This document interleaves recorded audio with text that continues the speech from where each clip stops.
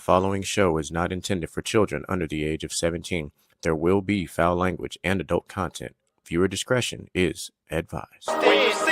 When I'm in my zone, I feel like I'm alone. I feel like I'm unknown to the world that's full of clones. My originality's focused on principalities broken. I'm loaning my heart and soul to the game that's scared to pay it back. And failure is a motherfucker. The strength to go on and believing in another sucker who don't see the vision in you. So you gotta work harder times two. Gotta make it do what it do. With the limited sources you have, your dream is still a finding motivation in you and inspire the world to do what you can. If you love it, then fuck it, get through it.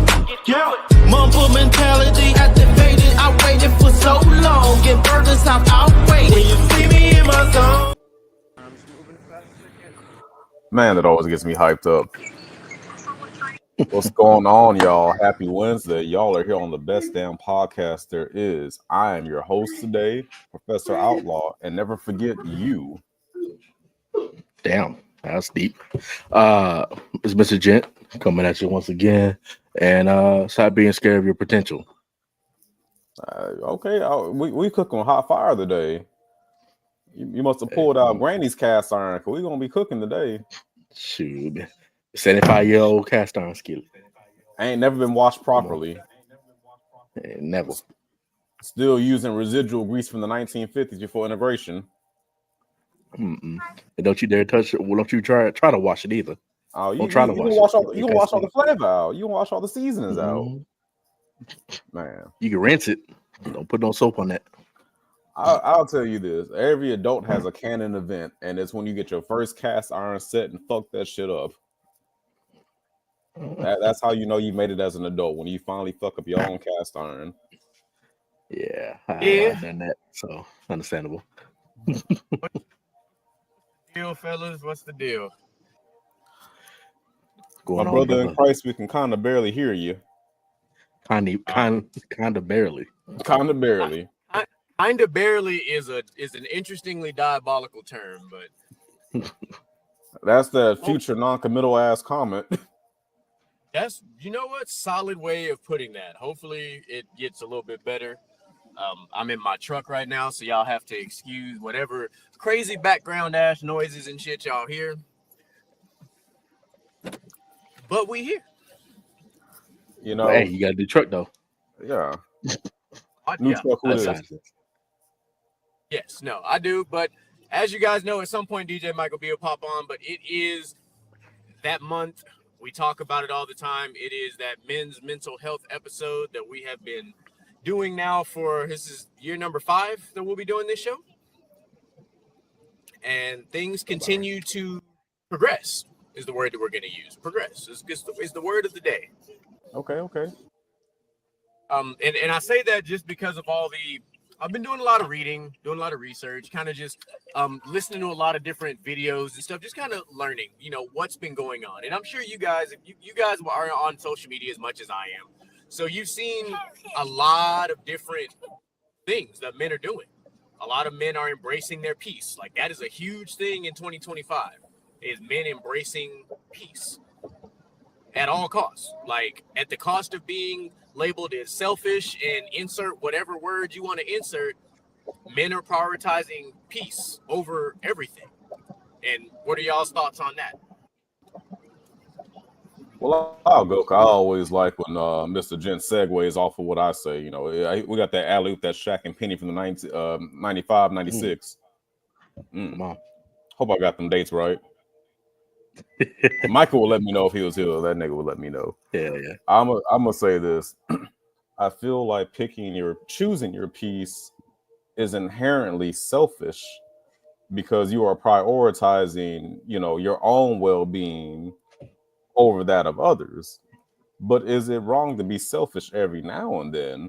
Because I feel like a good man is somebody who inherently prioritizes the well-being of others before himself, which oftentimes leads to them, low-key crashing out and suppressing emotions and this, that, and the third. But we'll talk about that. But I don't see anything wrong with protecting your peace and choosing your peace, because at the end of the day, who else is going to do it for you? Nobody. No, nobody at all. And I fall subject to that just recently, feeling tired and feeling down and feeling that I can't do stuff for myself because how everybody else feels when I do stuff for myself. I recently just had a conversation probably like last week, and we get tired. As much as we like to say we were, Superman and Batman and go at 100 nonstop, we get tired. And we need to have that time to sit with ourselves and prioritize ourselves. Just do something that we like, even if we go with the boys. Let's do something we actually enjoy doing that's not required too much energy. Because at the end of the day, we live, we work, and we take care of everybody else around us. And and that's what we feel like it feeds us. That's what feeds us. That gives us the motivation to keep going on. But as soon as we start losing that motivation, we just sink into a hole of darkness and feel like we're alone. So, what you got? I got something for you, brother, because you said something I've been thinking about a lot. I guess the way that most men are fed or rejuvenated or energized is by others. And I feel like it's that extrinsic motivation, extrinsic validation, what have you. I feel like men need to stop waiting on that external validation and look for that shit inwards, because at the end of the day, all you got is yourself and God most of the times. So if you can't motivate and love yourself and gotta look for it outwards, outside of you, you're gonna catch hell. Because I've been there before many times, putting up a bullshit just to feel like somebody needed me when all I really needed was myself. Right. Damn. And at the end of the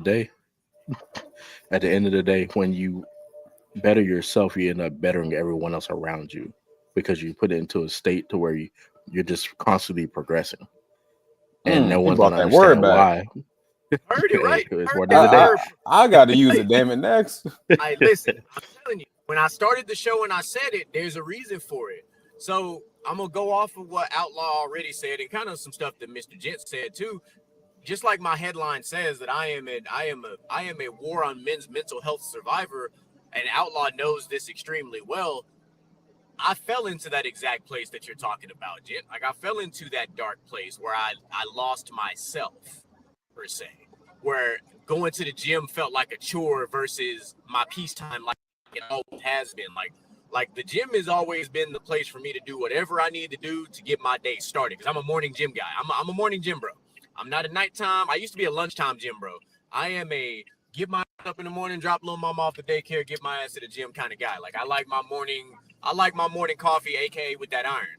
So there was a point in time where, like, even when I would drink my pre-workout, I would just sit there and just let the shakes happen and be like, fuck it, I'm not even gonna do this shit. I'm just gonna let this shit, fuck it, but time has passed, and things have been more realized. And I actually posted it today on my social media, because today of all days, which is odd, but we'll cross that bridge offline.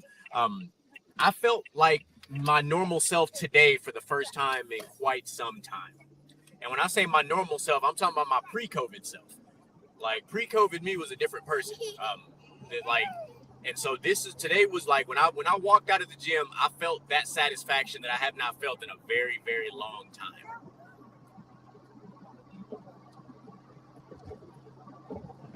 That's great to hear, man. Because it's something, I don't know. It was something about today. Like, I walked outside and felt different. Don't know why. Then there was nothing else that really changed. It was just sometimes you got to walk outside and then just close your eyes and feel the wind, hear the birds, smell what you smell. Somebody might be barbecuing. That'll make you feel better instantly already. Try to figure out where that smell coming from. Right, Mike. Fresh cut grass. Face to air. Oh yeah. Sometimes you just gotta go outside and just ground. Well, I call it grounding myself, and it's kind of just me blocking out everything else that's going on around me and just centering myself. So that's very much what a lot of outdoor enthusiasts and even a lot of hippies who are big into like yoga and meditation, they use the exact term you use, grounding. They go outside barefooted and Touch they grass, essentially literally. become- Yeah. literally touch grass. So in the world of coaching, I do that with my track athletes too. Like when we're done with our workout, we take off our shoes and we go hit the grass field and we run our cool down sprints as a way of grounding from an extremely hard moment, aka a hard ass track practice. So there's a lot of validity in what you just said using the term grounding like that. You know, I fucks with it. I really do, because I feel like there is so much noise in the world, and I don't mean noise just in an auditory sense, but noise as in distractions and just, you know, whether they be intrusive thoughts or a, you know, flood of emails or just things that impede your ability to be literally one with the universe. I don't want to sound like some fucking cosmic spiritual, you know. No. I know You're all right your with it. goddamn star signs and moon signs and shit like that, but you know, we are a part of this universe, and sometimes we don't act like it. We might be here, but we're not really here, you know? Yeah. Accurate. So that's beautifully said. Something else that we talk about, I've noticed, like these are trends. Like I did a little bit of research to kind of keep up with things. So another common trend that I've picked up on as far as men and progressing goes is more and more men are accepting going to therapy in 2025. Bro, I just had my session on Monday. Ain't no shame. Like men going to therapy has increased by like 25% over the last X amount of years. Really since COVID, when like men's mental health kind of became a little bit more forefronted. And you know, Outlaw said, you know, I echo his sentiments. I had my session on Monday as well. My sessions always are on Mondays. So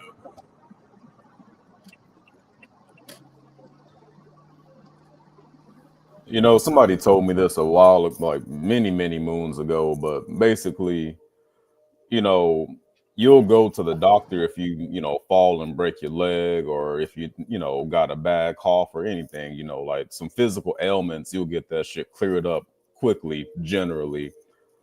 But when you got something wrong inside your mind, a lot of people drag their feet and never go see a doctor, you know, but if there's something broken in your mind, wouldn't you want to go get that checked out, you know, right? Because if you broke your fucking leg, you're gonna be at the doctor's office, you know, that same day, I'd hope, right? you're trying to get that, you know, you're trying to get that cast, you know. So you in the sake of using therapy as we're referring to it, you need to put that cast on your mind. You need to seal it. Heal the mind so that you can begin to heal. Otherwise, you're going to be full of fractures, and with every fracture, eventually becomes a bigger break. I don't mean a Hollywood break. I mean an actual break. Oh, absolutely. And I feel like men. I'm sorry, I want to cut you off, Mr. Gent. No, you go ahead. No, you If he Okay, I was gonna say, like, I feel like men, we are some stubborn creatures. You know, we will let there be fractures upon fractures in our mind and suppressing shit, and then just one day we have a fucking breaking point and hit rock bottom, and it'd be like coming out the blue. People be like, "Damn, what happened to him? He was okay." It seemed like, and that's what it is. It seems like you okay because you just trying to mask it, but you really got all kinds of issues in your mind. Yeah. So at the end of the day, some people call it crash outs, and that's usually how it ends up being. You know, we can definitely just be cool, calm, collected, and feel like we have everything together into that one. That saying, the straw that broke the camel's back. It could be something so simple, like say you spilled your juice and you crash out on everybody. No anybody in sight. Don't spill my fucking juice. It's the last drop of juice that we had, and I spilled it, and I'm crashing out on everybody. Or when you leave the goddamn leftovers at the restaurant, and you get home. Boy, talk about a deflating ass moment, boy. Especially when you order something good and you know that bitch slap, and you be like, "Man, I'm finna fuck these leftovers up," and then you be like, "Dog." Like even when you know something tastes better on the second day, like from Alfredo. Oh man, boy, pasta on day 2. Boy, oh my god, when all the flavors unsettled. Yeah. Oh yeah, come on. And then you know when you found out you left it at the restaurant, it ain't like you can go back. Hey, did y'all catch a styrofoam container on the table last That night? whole trash. It was in the trash. Oh, Two, you're a little bit embarrassed because you kind of bit back just to come back and get it. yeah. Because Although you I know damn was, well you've been gone for about 30 minutes. I'm gonna say some controversial shit. This is a whole different tangent, but I want anybody, whoever is watching, listening now in the future or what have you, do not bring your fucking leftovers on the fucking plane. Don't eat that shit on the fucking plane. Leave that shit at the fucking at the airport. Don't do that shit. Uh-oh. Don't do that shit. What if it smell good though? I ain't saying No. like don't get no fish or nothing. Is there a story time involved in this, or is this just something you observed? Like, I'm what's going just on? so if you know me, you know that I travel a lot, and I done seen some things. I done smelt some things. I done heard some things. Just flying is low key the most ghetto privilege there fucking is, and I mean Yeah. that in all the ways that it sounds. But don't bring your funky ass leftovers on that fucking plane. I'm just gonna leave it at that. Yeah. And don't you dare smack on that bitch too. Ugh. Yeah, I mean, don't get me wrong. It ain't like Mhm. the airline food is much better because it damn sure ain't. It's not much better. It is honestly fucking worse. But it's just I just feel But like at when you flying, have some fucking courtesy. I don't want to smell your goddamn shrimp and grits or your goddamn tilapia and fried rice. Ooh. At least the airplane Nah, I know. is thrown away on the flight, and you don't smell it afterwards. Whatever it is you had. And heaven forbid you fly with fucking kids and they want fucking gummy bears and them bitches like $5 for a little bitty ass bag and shit. Yeah, nah. No. But we gonna segue back into what we came here for. Yeah, Because I got a lot of shit to say about airports. So I do want to go back to right before you went on your tangent because it goes off of what Jen said about like men and the crash out, right? The crash out. And where did the crash out come from? And this is the thing that our specific two generations of men on this panel right now, it's us because we're the ones that are breaking that generational gender stigma about men accepting help. Because in generations prior, that wasn't a thing. Like men were just internalizing, and they were literally just the modern day Instant Pot. And then that motherfucking seal broke, and then everybody and their fucking mom caught that backlash. Quite literally, sometimes that might have been why domestic violence was so fucking high back in the day. Yeah, Probably and not. then you It is. look at it now, and it goes back to one of those, use a term from Chris Brown's song Residuals. A residual effect of the COVID-19 pandemic was men's mental health was put on a pedestal and on a forefront that it had never been on before. Like nobody had gave two fucks about men's mental health on the scale that we do now pre-COVID. You were called soft, you were called weak, you were called all kinds of feminine style names in a negative light if you remotely said I need help or I'm broken or whatever. Insert anything that doesn't sound remotely masculine. You were a problem pre-COVID. You were considered a bitch man. Like I'm gonna stop you right now, brother, because I've talked to a lot of ladies even now after COVID, and they still don't understand how they don't understand that we still have feelings and emotions. Like there are still many women who just do not understand how to handle a man who just is genuinely having a bad day and just wants to be consoled or comforted. Okay, So I got the women We that gonna- are that still don't have an understanding about that didn't live in a house with a man during COVID. Simple as that. Because a man not having anywhere else to go sit, anything else like that has to go to work, come back home, go to work, come back home. We can't go to bars or anything like that to release anything. We can barely go to the gyms. We couldn't because we had to wear masks and stuff. At the beginning of COVID, you could not go to the gym. Yeah, at the beginning you couldn't go to the gym at all. Like I went to Fitness Connection in Baytown the last day before they closed that bitch down for COVID, and I was depressed as fuck. I was like, damn, I can't go to the gym no more. Right. So being those women that still don't understand is how seeing a man for actually who he is outside of his things that he enjoyed doing, outside of his outlets and everything like that.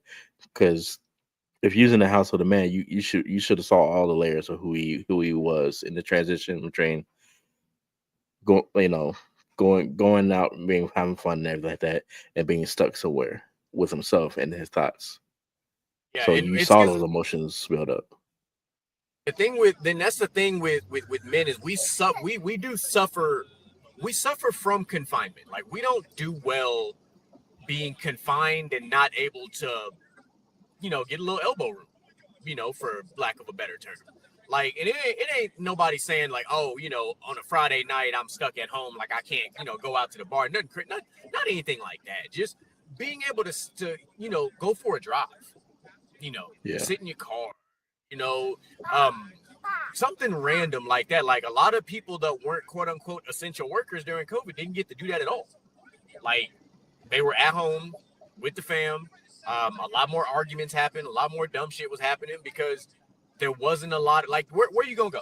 If you and your spouse get into a fight during COVID, where the fuck was y'all going? Separate rooms? One of y'all gonna be in the living room, one gonna be in the bathroom? Like where the fuck y'all going? Y'all in the same house, Right. same four walls, same, like everything the same.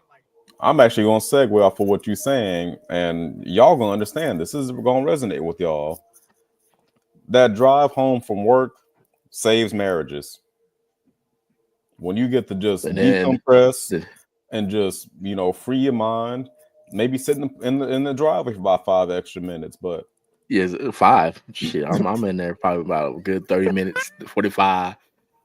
Because I need to. When I stop driving, I just need to breathe for just a sec before entering the house. And some women don't understand that. Even the bathroom situation, they don't understand why we're in the bathroom so long. Sometimes we just need that time.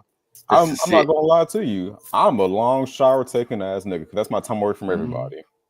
Yeah, I'd be in that bitch for 30 minutes. You know what? It's my water bill. Fuck it. That's mine. Shit, it's mine. Yeah, I pay it. It's necessary and needed. I'll deal with that on the 15th. But yeah, man, I can't do the driveway thing because after once the engine is heard, the little one comes out and the little one is like, hey daddy, what's happening? So that's definitely mine because she my little one got to locate my location, so she definitely out the window. And I can't. My vehicle, my truck ain't quiet. It's a V8, so you gonna hear that motherfucker. So. They gonna hear you before they see you. Yeah. But yeah, so it's needed, like having that time away from your spouse or your children and stuff like that is needed. So having COVID happen on top of if you're a man that didn't have an essential job, Probably got paid off on April during Fool's Day on 2020.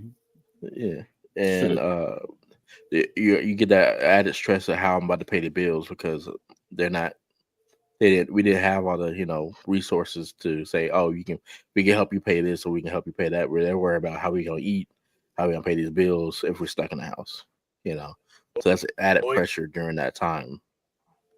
Boys can't be acting like stimulus checks was a thing as soon as all that shit happened because it sure wasn't. It was a slow roll. Right. It was a slow roll. Yeah. Mm-hmm. I didn't. Now, mind you, I myself did not have to experience that. I was an essential worker, so I actually I got furloughed from at that time my primary job, but my secondary job became a federalized full-time job. So I actually got it's weird. I got furloughed, but I got like a 25% raise basically because I was making a lot more money. So I was like, I ain't really mad about it. And I was an essential worker for 5 years. It was weird. Yeah, I worked at the Walmart distribution center, so I had to be at that motherfucker. Yeah, boy, but that had to be hot. Wearing that N95 in a damn warehouse. Nigga, that was the worst. That was the worst. It's bad when you sweat, right? But then you put on an N95, or even if you put on just a regular mask, you start sweating inside that motherfucker, and you take it off. Change them. Yeah, exactly. You gotta change your mask every 30 minutes. I already know it was bad for you with the beard. When that bitch got wet, I knew that shit horrible. Sloppy. Gross. But speaking of COVID, I'm gonna be honest about something. I never had anxiety, but then after being stuck in quarantine for 2.5 years, I've got anxiety now. Like I just be fucking like paranoid and wigging out sometimes. Like that isolation shit was not good. And I'm trying to get a grip on this shit now, but man, like COVID was no joke for a lot of people. No. And see, like isolation was the opposite for me. It gave me clarity. And you know this very well, Outlaw. It's very much documented, for lack of a better term. So I got clarity and got out of a really bad situation. Cheers to that one, mate. I ain't got no liquor, but I got some earth water, some earth juice. Earth water is crazy. That Takes earth me in a juice. water. Got to stay hydrated, because if you get thirsty, you get desperate. This summer solstice ain't no god doggone joke right now. So hydration is key to life right now. Yeah. Like I'm intermittent fasting again just because it is summer solstice. So like I'm maximizing hydration right now.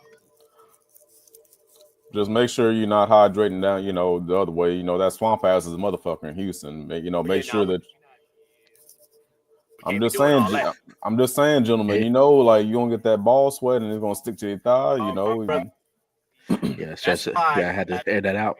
Like in this truck, in my gym bag, in my work bag, in my desk at work, we got dew wipes on deck. We don't play games with that type of shit. We don't do sweat a sack. That ain't the thing. Sweat. We will go take a lunchtime. Take a lunchtime home bath if we need to. But I work in an office environment, so I don't really sweat.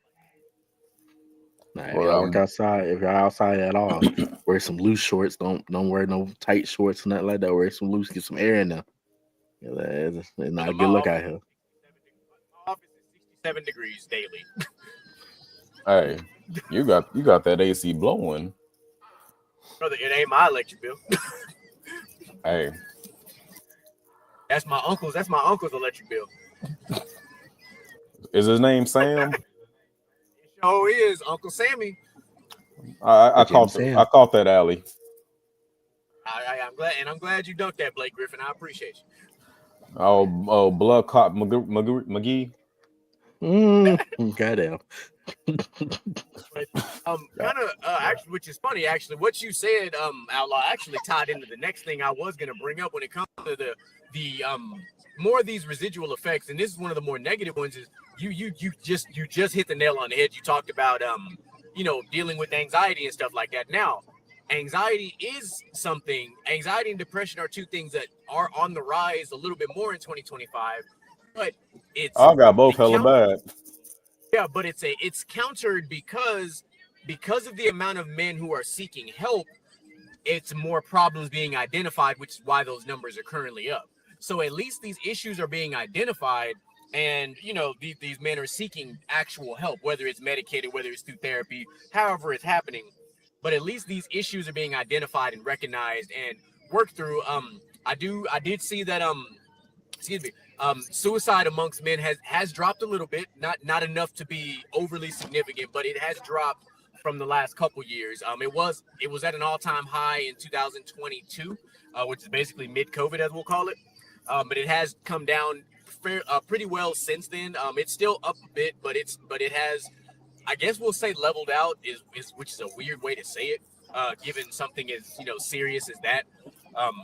But that has been a good sign. But the anxiety, the depression, even some cases of ADHD have also popped up due to from whatever has been going on with men's mental health issues. So what are y'all's thoughts on hearing numbers and things of that nature like that now? Mr. Jen, you want to take this one first, or what's happening, bro? Nah, it's good to hear that it's probably because it's starting, from 2022 to now, we're getting out more, we're finding more stuff to do, we're finding a way to express ourselves in different forms, and it's a blessing and a curse from COVID, because from the COVID stuff, you had to be in the house not knowing what to do at all, to being finding something to do, start building things, start painting, start writing, other outlets of doing things, of finding something to release those thoughts that are inside your head. So I feel like that has been helping and progressing, and even some men actually was able to end up talking to their wives or significant other, having someone to talk to while they're around. So I feel like that's probably the main reason of the decrease of the unalivements, some might say. It's an interesting way to put it. The modern day garage band, aka podcasts, have increased significantly. This really is the modern day garage band. Holy shit. Yep. Yeah, I mean that's everybody had a fucking band. Not myself, but in general, we all had a friend or somebody that was like, Somebody trying to rap, somebody trying to have, we had all those people, but now it's podcasting, right? Everybody has a podcast. It has become one of the most scrutinized things from women towards men. There a lot of women are not fans that men have, a lot of men have, or men in general, just podcasting and all that type of stuff. But it's a way of it's a unique way of expression. But I'm gonna say this: I feel like it's contentious, and this is gonna be very controversial. I feel like it's contentious because they don't like to hear what we have to talk about. They don't like, how we express ourselves. And I feel like a lot of women are shocked to hear the way that men think sometimes. And I feel like that's because they don't really understand or know men. I feel like oftentimes in many relationships, the woman does most of the talking and the man listens. We're generally not that. I know I'm not talkative. So I feel like a lot of women. It's the classic yes dear syndrome. Yeah, and I feel like, particularly during COVID, a lot of spouses, a lot of couples finally got to know each other because they didn't have a choice. Like the man, he might have been at work 8, 9, 10 hours out the day, come home, eat, want to be left the fuck alone. With COVID, your ass is stuck with your wife, and now y'all kind of got to really get to know each other, even though y'all been married and been together for so long. Who are you? Like, did you really know who you were with before COVID? So, I'm gonna stem off of I understand. Like, when it comes down to women, I feel like they understand the value of a man, but they don't understand the weight that the man carries.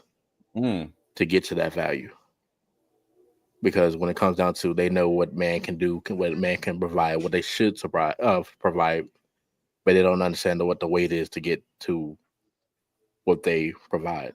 Because there's a lot of weight that comes into all these values that we put in, and the forefront of being the best man, being the best husband, being the best father.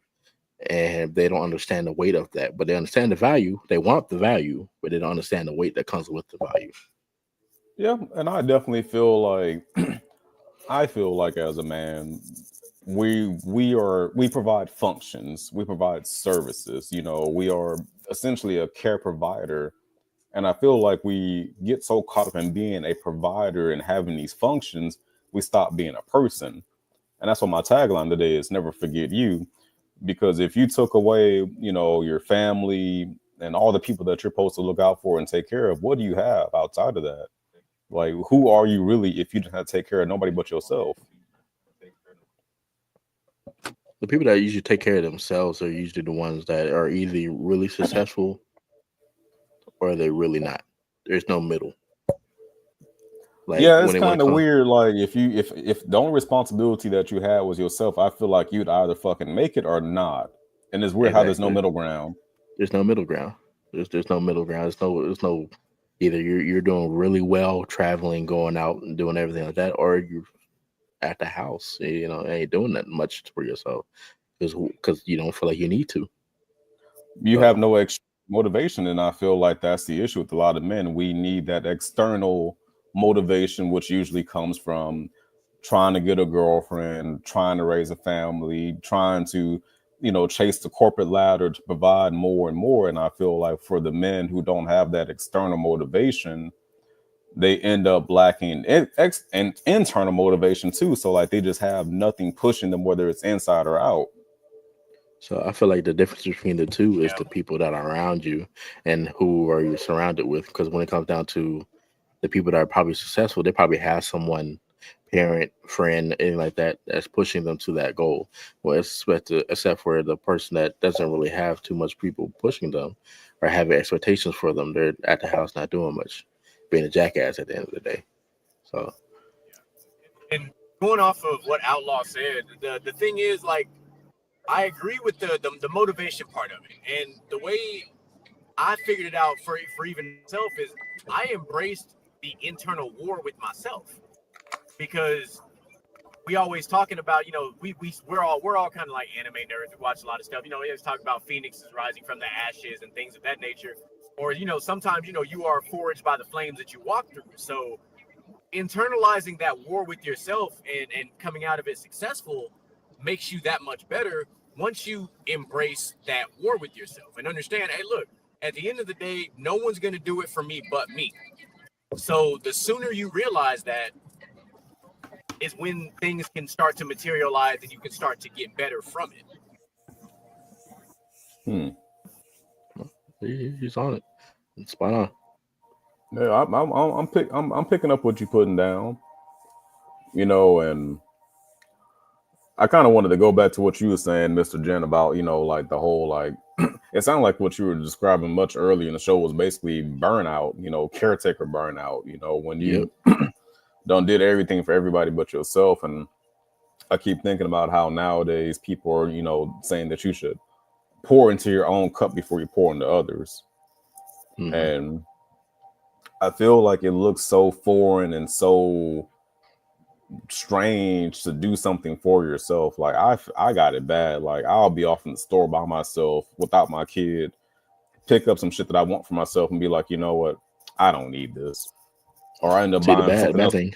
Yeah, I'll carry it all the way to the front. I'll carry it in the basket the whole way I'm in the store. When I get to the front, now I don't need that. damn, you just hurt yourself even more. Right. You don't got attached to it and everything. You Yep. you know, envisioning a life together with this pair of shoes, and you don't put these hoes back. Mm-hmm.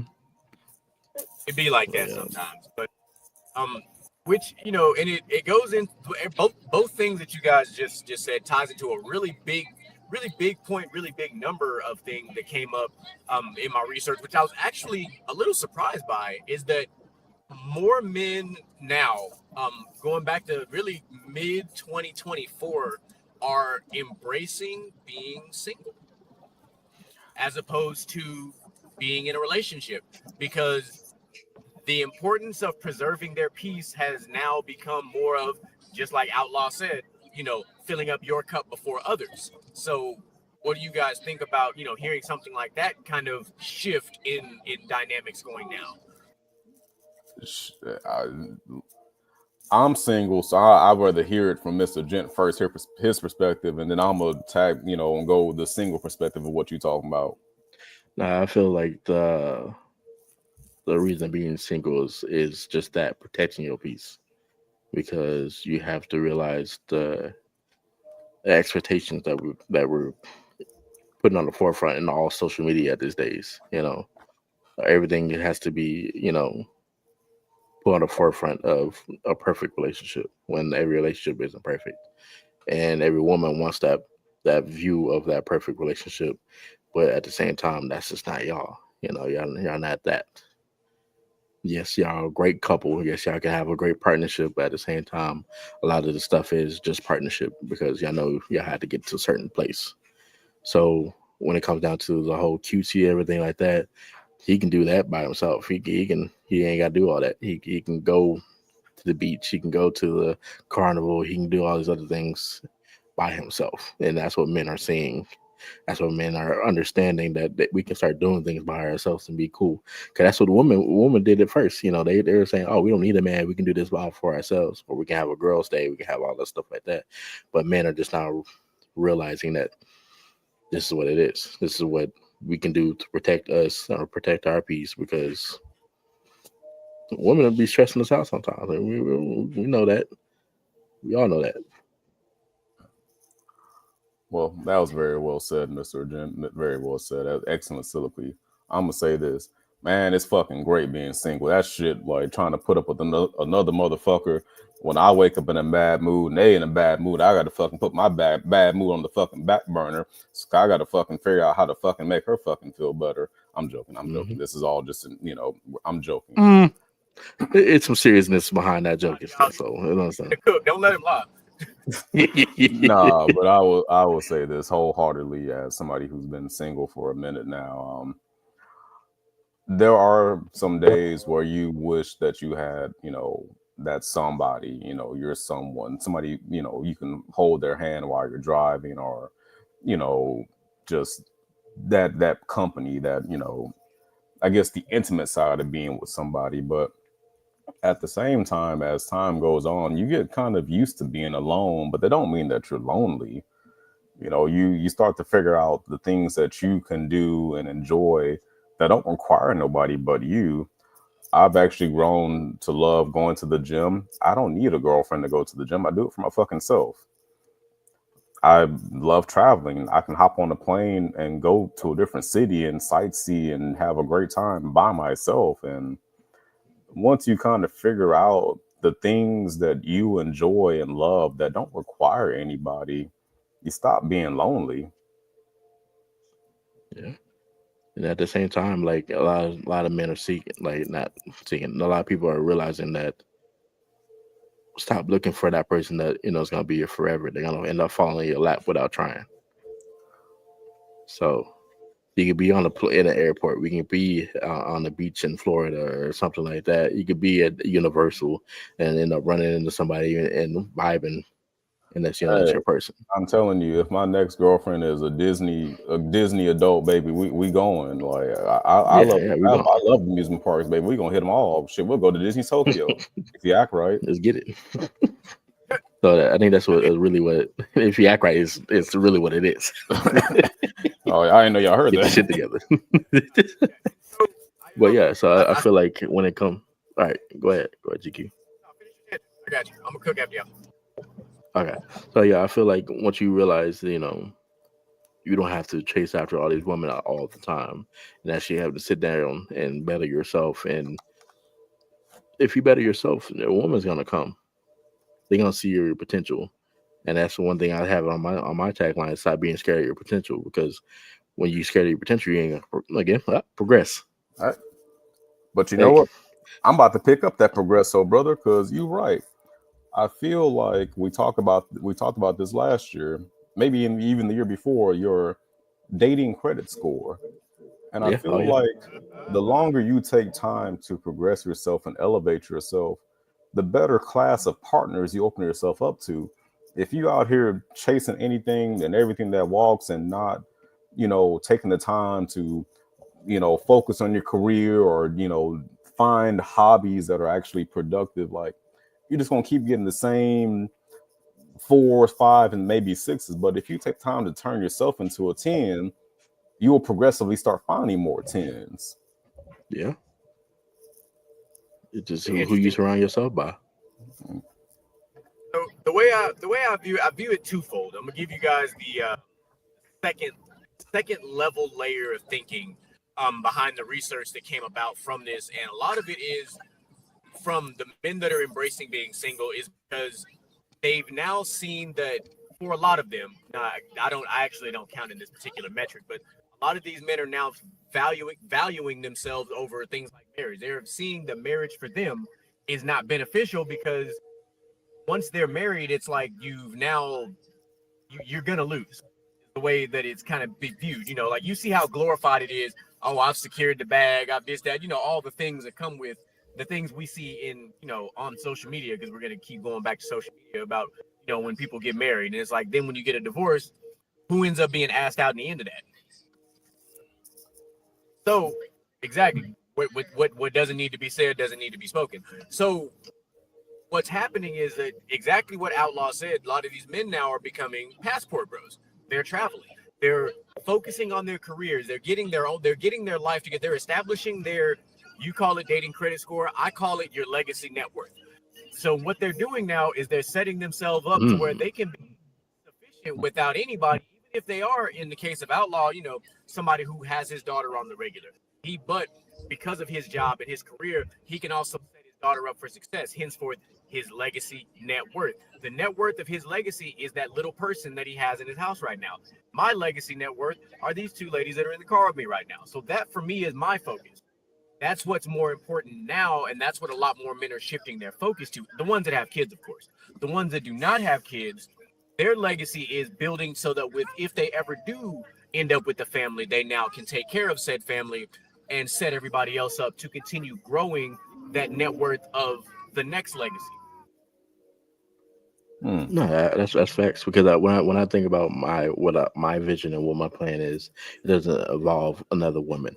It doesn't involve anybody else. Just me and my kids. I'm gonna do what I'm gonna do. I'm gonna create what I'm gonna create, and it's gonna be beautiful. And if somebody is tagging along around the way, then that's even better. Like that like the house that I have a vision it's in my mind. The land, the job, everything is already in my mind to make sure that I have generational wealth, for my kids, something to leave them, something they can leave their kids, just so we can all be okay and all be great. Because I had a conversation with my daughter earlier. I said, there's greatness inside of you. You just have to get past your own mind. That's what men have to do as well, get past your own mind, envision what y'all want, and go get it. Simple. That was very well said. Y'all both was cooking. Like, I don't even know if I can follow up on that as well as I would like to, but I will say this: when it comes to marriage, men choosing, the single life or their peace over marriage, I feel like we need to take a very objective look at what marriage means and what value does it hold for a man? Like, what value does it add to that man's life versus the consequences of it not working out? Like, I don't think there's ever really a universe where the downsides of being divorced outweigh getting married, at least in my mind. I just feel like it's a risky game, and you got a damn guillotine over your head for the rest of your life, essentially. And maybe yeah. And I don't want to take away from the folks who are happily married, but I just feel like human nature, we don't always make the right choices. We don't have a lot of critical thinking sometimes. Sometimes we go for what's hot, new, and shiny instead of really taking a good look at ourselves and trying to think about who best fits into our lives. And I feel like I'm very guilty of this when it comes to dating in the past. I always try to make myself fit into her life instead of making sure that, she fits into mine. And that's not being your authentic self when you're trying to morph and mold and keep being whatever that woman needs or wants you to be for her to stay with you. That's not you. At the end of the day, you're basically a fucking Ditto from Pokemon, just morphing into whatever, they want you to be. Oh, I like the nostalgic tie you put into that. So allow me to interject the married side of the conversation. And I'll use my own for this reference. And it's like, why now, right? Why did I get married? And there's multiple reasons, but the main reason for me was the overall growth. And growth is something you can't put a price tag on, value. Measure differently based on the person that you're with. And in my case, when I got with my wife, we were essentially two broken people who healed each other. And there's not an actual value on that. But you can't quantify that. But there is a legacy net worth to two broken people who came out of two very different situations, but still felt the same levels of fractures and broken things and levels of unhappiness and levels of essentially needing to go to therapy to reset yourself and to find that person that went through something similar, and to be able to meet and bond because of, essentially, for lack of a better term, because of your trauma. And that becomes one of the main staples of why you progressed the way you progressed. I'll say this. I loved everything that you said, but I kind of want to reflect back on what I said. There is value in marriage, because if you look at it like this, life is like a video game in a sense. You can beat life by yourself, but with a good partner, it's a lot easier. It's like fucking playing Halo, the campaign mode. You can beat Halo on Legendary by yourself, but with a good partner, it'd be a lot fucking easier, and you'd probably be cussing and fussing a lot less. But with a bad partner, you probably not gonna get very far. Facts. And that's why co-op is so much fun, especially games. See, marriage is a lot like that game Army of Two. Like, you really gotta have a solid partner. Yeah. Or to go back to what Outlaw said on the Mother's Day special, it's no different than playing Time Crisis. Like, you gotta be synced up with a solid ass partner, or you will not beat that game. Like, Yeah. you can beat Time Crisis by yourself with the little punk ass computer. You can, but it's hard. But you get you a partner that's synced up. Y'all ain't really got to say much. Y'all know what to do. You know what sectors to cover. It's no different when you start thinking about marriage as far as like who's responsible for this, this, and this, while this person takes care of this, this, and this, and it all works. You got to find that synchronicity. There we go. I said that shit perfectly. God damn. Look at you. Boy, No, I was scared to say the motherfucker. I was like, in my head, I was like, I'm going to use a synonym. I ain't going to say that one. Right. But no, like I picture it as being like we talk about video games, like split fiction. Like you can have two different worlds, but yet there's a line between y'all. But you have to work in tandem to make sure you find your way.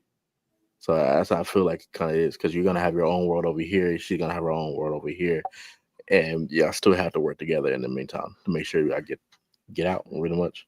That's actually a really, really, really fucking good analogy, and I feel like there's another game like that called It Takes Two, where like it's a co-op game. Like you have to play with another person, and that bitch is hard. Mm-hmm. That shit is fucking hard, and if you don't have a partner who's in sync with you, you're gonna throw the fucking game out the fucking window, and that's just like a relationship. If a motherfucker making your life a lot fucking harder, what you gonna do with them? Get fucking rid of them. About it. That's about to be a lot of man's first dates. I done had a lot of first dates. That'll be your first dates. Hey, you play this game real quick. Hold on. Like think about a game like Ratchet and Clank. Think about a game like Mario and Yoshi. Like some of them levels you couldn't beat without your partner. At all. Like you physically cannot beat it without cooperatively working with your partner. Yeah, I mean, and it might sound goofy that a bunch of niggas turned love into a conversation about video games, but that's just how our brains operate. We're gonna attach to what makes most sense to us. And that's exactly why I said split fiction, because you have to realize I don't know if y'all played the game, but I know what you're talking about. The world start feeding in, like splitting in, like kind of merging into each other. Like her story and her story. Some piece of her story might be the layout, but some of her story starts feeding into that story to where it starts merging into kind of one big book, which is what it is. They're all authors. But I will say this about your example, Mr. Gent. I feel like it's very dangerous to merge and combine your lives in that sense. I feel like it is imperative that no matter who you with, you have your life and they have their life, and you have a shared life. You don't ever want to get to the point where everything is about the us or the we or the couple, because at the end of the day, you are somebody before you met that person. You were somebody before you got into that relationship. You got to keep the eye on. No, go ahead. Yeah, you got to make sure that you still keep sight of who you are, whether you're with them or without them, because a lot of folks, men and women, after that bad breakup, they're fucking lost and confused because they've attached so much of their identity to that relationship. Right. And you be sitting there looking at the fucking wall like, God damn, who the fuck am I? And it will take you quite a while to figure that fuck out. You'll take you months, if not years, to figure out who you really are sometimes, after you've been a boyfriend or a girlfriend or a husband or a wife for years. That's why I ask y'all, like, who are you without all of that? Which is why it's important, in the scope of a relationship to truly build a kingdom is to truly build everyone in the kingdom up. Like it just is. Like one person can't be the dominant force. Which is why, like, I've never really been me personally. Now, there are people who enjoy this. I'm just one of those who do not. Where there's one dominant breadwinner, and then there's just like everything else. Like I don't think it's necessary. Now, if it happens because of that's the career you got, you're a CEO of a Fortune 500 company, whatever. I can't really knock you for that. But it goes back to separate but equal. Like, there's got to still be levels of things that need to be done and accomplished that doesn't require one dominant force doing essentially 90% of the legwork, and then the other 10% just kind of, hanging on for dear life, basically. Right. Yeah, because that definitely breeds resentment when it feels like one partner is the one keeping everything afloat. That's not equality. That's just like, and like you said, sometimes it just ends up being that way because of the nature of some people's jobs. But I feel like that's kind of why you need to date on your level when it comes to level of success and level of financial security. Like, if your partner is over here making 120,000 a year and you're over here making 40, they're making I'm from Texas. Give me a second here. They're making 3 times as much as you are. The number I was about to say, there you go. There you got there. Look, like I said, I'm from Texas. We ranked about 53rd in education out of 50 states. But no, Well, like you can't. Yeah, go ahead. No, I feel like people need to be very conscious and aware of what they're asking for, especially ladies when they want a man who makes 6 figures. That's great to ask for that, but do you make 6 figures? Let's say y'all get together and y'all lifestyles are vastly different because this guy is used to a standard of living up here and you're all the way down here. And I just feel like, no, go ahead. In that scenario, that's where the bigger income, if you will, levels up the other. Like, so, okay, let's say that, let's just like that. Let's say that this cat, let's say the husband or the wife works for Amazon and they make the 6 figures and the other one is a teacher. And we know teachers don't make a lot in Texas, so this will make a lot more sense. So now it's like, all right, well, hey, do you want to go get your master's degree? Well, let me pay for your master's degree. Hey, let me help you get another degree that's going to help you make even more money so that we can continue building our kingdom. That's where the balance of leveling up your kingdom comes into play now. And that's beautiful. And I feel like no, go ahead, Mr. Gent. See, that's what he said exactly where my mind went when you was talking, was like to start leveling up your partner and to where they can, because they might not be in their dream job. They might not be where they want to do, they might enjoy, art. They might start enjoying interior design and they want their own business or something like that. And you want to level that person up as much as possible. Okay, so you want to do, interior design, you want to paint houses, you want to do all this other stuff. Cool. I got you. Let me figure out how we can do this together. Hey, we get to figure out how you get your business license, get your clientele, elevate them, hype them up to where they can get to a point where they're happy, to where they can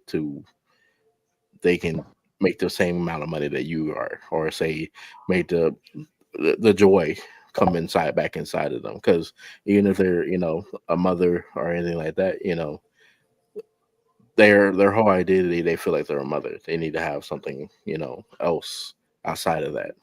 And that's what men need to understand. These women aren't here just to be mothers, not in this day of age.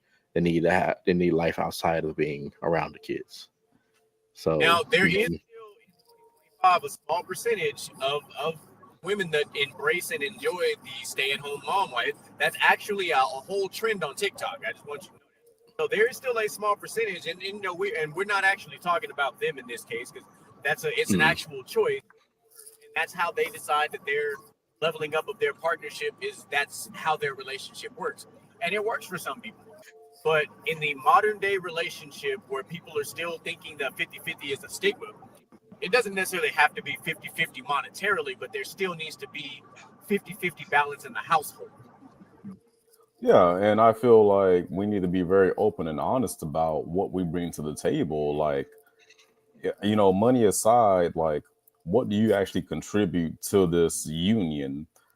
If all you can do is go to work and you don't know how to fucking, put a cabinet together or cook or clean or anything like that, what are you really bringing? And I know for a lot of folks, they think, oh, I look good and, I get down in the bedroom. Is that really enough? Is it? For some men it is, but for some men that actually value a conversation. It's not. So like men that we have in this panel, we value a conversation with our women. We value what you bring other than some pussy or some head. Simple as that. So when it comes down to a woman that wants to be there and be present with you and have a conversation, it's a different forms within them. And Yeah, some men's mind process is like, okay, yeah, no, she get good pussy. I mean, I'm good where I'm at. But at the same time, there's some men that out there that we're gonna look at you and we're gonna want you to have a conversation with us, to lift us up while we lift them up. And when it comes down to at the end of the day, yes, you can cook, yes, you can clean, everything like that. But if I can't have a conversation with you, what you here for? that's well said. But I'm gonna go back to what you were saying about like look good, fuck good, etc. I feel like if that's all you can lead with and that's all that you have, I feel like you've inherently just labeled yourself as a function, a service provider. All you can do is fuck good. You're not an actual person. There's nothing interesting about you. And I feel like we need more people to kind of find themselves and find out what's so interesting about them. We all got quirks and hobbies and things about ourselves that can be interesting, but if you don't take the time to understand yourself and enjoy your peace, you'll never find that. Yeah. But and the crazy thing I think about is sometimes when you do that, you realize you're not with the person you're supposed to be with. Oh yeah, sometimes you find out real quick that your company is not good company. They just was there. Yeah. There's called leaves and there's called branches and there's called roots. The leaves that are not there You for know what? a long time. I literally said that earlier. And Yeah. great minds, think, yeah. Come on. But yeah, leaves aren't there for a long time. They're there for a season. Branches they can hold on for a little bit longer, but when you put too much weight or too much pressure or too much trust into that person, they end up breaking. When you come down to the roots and they're planted firm into the ground, they're not going nowhere. You can cut the tree down, but the roots are still gonna be there. So that you gotta realize who do you have in your life at that point, do you have roots, do you have branches, or do you have leaves? Yeah. Or sometimes you might have some rain.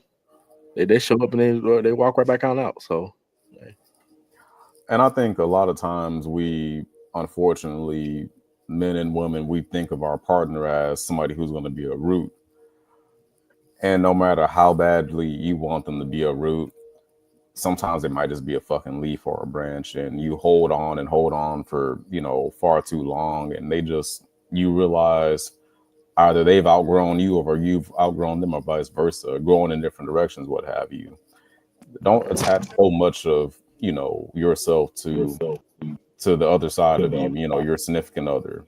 That's why I keep trying to emphasize, remember who you are. Right. Yeah. And it's funny, using your nature analogy, there's a song about that Post Malone did. It's called Seasons, and it's talking about seasons changing. And when seasons change, what happens to leaves and branches? They get brittle. And when things get brittle, things break. Mm-hmm. When I think about that nature, it's popped up in my head too about the leaves and branches and stuff. Because you can be around somebody that has a big tree covering a lot of shade, and you're planted right next to them, and their shade is blocking your sun. They're growing a different direction. They're already full grown, but you get left behind. But once you cut that tree down, you start getting that sunlight and start beginning to grow yourself. So that's some things that you have to think about as well. That's popped in my head. Okay. That's a unique spin on that. So what you're saying is we need to find us an oak tree. Mm-hmm. Yeah. I feel like you need to find somebody. I mean, you as in everybody, you need to find somebody who actually adds to your life, not subtracts, not takes away. And you actually got to really assign a value to what they provide for your life instead of deluding yourself. That's how you find your oak tree. Boy, hold on. That's something popped in my head. The writer shit started popping in my head. 'Cause you I, said I add saw the subtract. goddamn the light bulb went off in your head. Goddamn. That's how you gotta get. So you gotta have the vision of where you're trying to be, and you're not worried about the vision. So you subtract the line, subtract the wall. You see 2 points that see each other perfectly. Do you get what I'm saying? I'm trying to see the forest for the trees over here, brother. I'm progressively So seeing it though. if you see the vision, but you end up building a wall because all the distractions or somebody else bringing the wall, all the distractions, all the other stuff that's going on in your life. Yeah, and it's a play on words, the vision and the vision. Okay. So take the subtract the line, which is the subtraction, which is straight. You see 2 points. You see your vision. This man tried to drop a double entendre. I don't know what kind of education that nigga got, but he paid more attention to school than I did. That That's Mom about Bill to say. That's about The North Shore spent all their money on that football stadium, Oh yeah. but they got multiple championships, so shit. I guess they Fuck paid it. it off. Yeah, fuck it. I mean, Fuck it. I didn't learn shit. There we go, talking about value again. But what did that bring you? Yeah. I mean, it brought rings and a bunch of dumbass fucking graduates, but whatever. Yeah, but what about upgrades to the actual school as opposed to the stadium? Well, you see, down here in the South, we prioritize, athletics and extracurriculars over actual knowledge and academics. I know. There is a $56 million stadium in my city. Trust me, I know. Yeah. And I'm you're not right. fucking Like, with what bullshit is the next. value of that stadium versus investing in the teachers and the students, to get them to learn something outside of these fucking, what's it now, the STAR test? Back in my day, it was a tax test and a TOS test. And Yeah, Crazy, they but changed the it crazy again. thing is like that there's the excuse me, the $56 million investment doesn't actually make sense because unlike North Shore, it has not brought a bunch of rings and all these other things like that. Hasn't even brought a state championship appearance. Well, y'all show potential, and they just wanted to feed into that potential, and that's all it was. No. Y'all No. potential, but they try to feed into the potential, just not. Brother, the potential was from 1999 to 2004.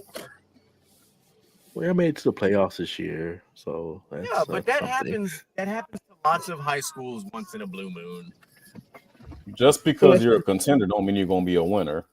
Let's I'm say trying to Barbara tell you, said, we got a whole. Contenders are also pretenders. I mean, but the Hill also had one of the highest paid football coaches in the entire state for what? But whatever. Yeah, same That's with a whole Barbara other said. We hired a high paid coach, got an indoor what I'm talking football about. field, weight room, all that stuff, and we ain't done much. We know the football is king around here. We know that. It's okay. What's y'all average GPA looking like over there? Oh, I don't know. I graduated a long time ago. Well, that's kind of what we're talking about here, though, is like investing in the wrong things, because you can invest in that stadium, but you're not investing in what really matters, and that's these kids, because not everybody's gonna go out there and play football. Like, out of 1,000 kids, how many actually, gonna play varsity? How many actually gonna, get a full ride to a college? There's still other kids in that school who need to be invested in. Just like you need to invest in yourself instead of these outside things. There you go. But when you think about it, imagine how many people that wants to be teachers that will be great teachers that have the knowledge to do these things, that realize that teachers don't get paid enough at all. If they start getting paid enough, then you got to realize that how much growth that schools end up going to have. Much more money you end up coming from it. Yeah, because I feel like you're absolutely right. The better the teaching staff, the more they're pouring into these kids. And I feel like there's a lot of folks who would love to teach, who love kids, but just for the sake of their sanity and their wallets, they're like, this shit don't make sense. They're choosing their peace quite literally. And I don't blame them, because I've looked at what this. No, go ahead. I said you guys are looking at it from the wrong perspective. There are a lot of quality teachers out there. They're not entirely quitting because of the lack of money. They're quitting because of the lack of support. because I'm gonna stick to the state of Texas specifically. We have allowed the parents to run the districts now. Mm-hmm. He did that, especially You're not where I'm at wrong. over here. You're not wrong at Ain't all. wrong. Well, I Ain't feel wrong at like all. a lot of it is that like parents these days are not teaching their kids accountability and how to fucking listen, you know, like letting these kids just run ragged everywhere and just let them be YNs and whatever the euphemism is for the other side, you know, Say brats. brats, yeah, whatever. We'll call them brats.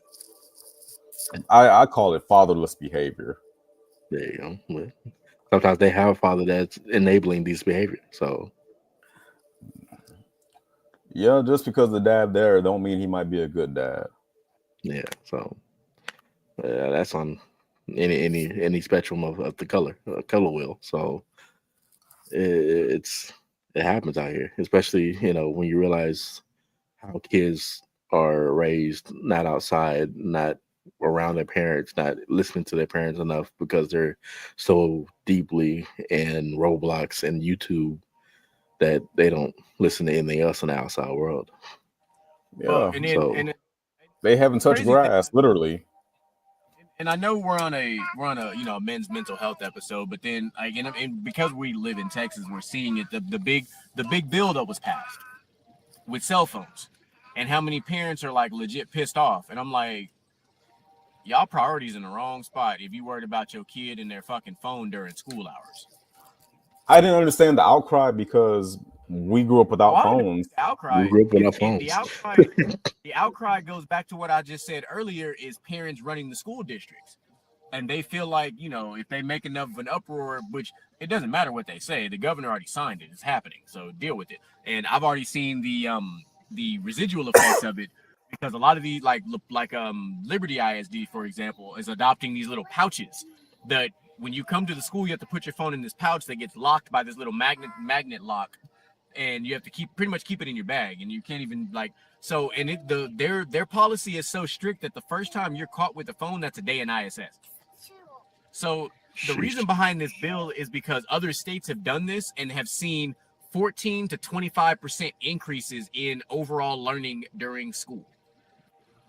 I mean, I don't see a goddamn negative. Like, the fuck do you need your phone for during class? So the funny thing is, the parents that were upset, the administrators that were firing back were like, well, your child has a Chromebook. You can email your child during school, because they all got computers too. So yeah, they all got tablets. It ain't like we all got smartphones. We all got email on our phones. We not finna act like emailing your kid is that hard to do. I'm gonna stop y'all right there. Look back on when you was about in high school. Was there ever a fucking instance where your mom needed to fucking talk to you when you was in class? I can't think of a fucking time Sherilyn ever needed fucking anything from me when I was in school. Your kids don't need no goddamn phone. Outside of an emergency. And you know what? They're gonna call the front office to let you know that, hey, your mom forgot to fucking pick up dinner. Exactly. But call them. But that kind of circles. Not a hunger emergency, outlaw. I'm sorry, what was that, brother? I said we said a family emergency, not a hunger emergency. I'm just saying that's just my example. Like all throughout 1st through fucking 12th grade, there was hardly ever a fucking instance where I would have needed a phone, because the fucking teacher would have got a call from the front office and they'd be like, hey Josh, your fucking grandmother died. Okay, yeah. That did happen though. That legit did happen. But they called and said that. That's well, crazy. They didn't say it like that, but they took me to the front office and let me know, like, hey, your great grandmother passed and shit. But like, there were just so few instances where like a smartphone would be necessary in school. You were there to fucking learn. I don't have sympathy for these fucking kids or these fucking parents mad about it. And a lot of it is, what about they talk about what about a school shooter, all this. I'm like, first of all, if there's a school shooter, nobody needs to be on their goddamn phone.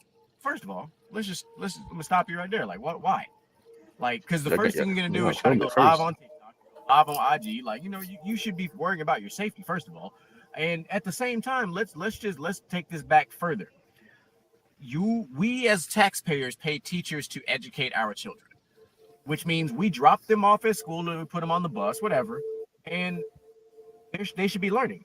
Why am I concerned about talking to them on the phone during school hours? That's like our kids talking to us all day while we're at work trying to do our job. That shit sounded annoying already. Thank you.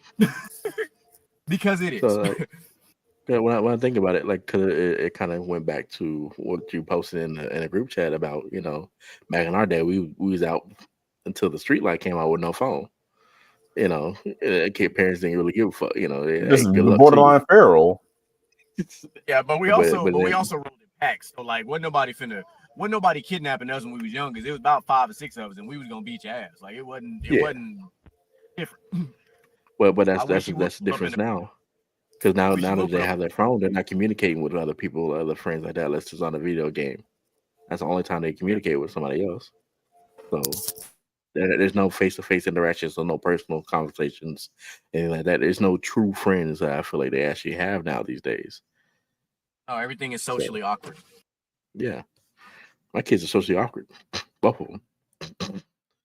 So, but yeah, I just feel like it's a good move to do, because when my daughter, when she has her phone, I said your phone better not come back to this house under 90%, because if I knew your phone, if you came back to this house under 90%, that means you're on your phone when you wasn't supposed to be.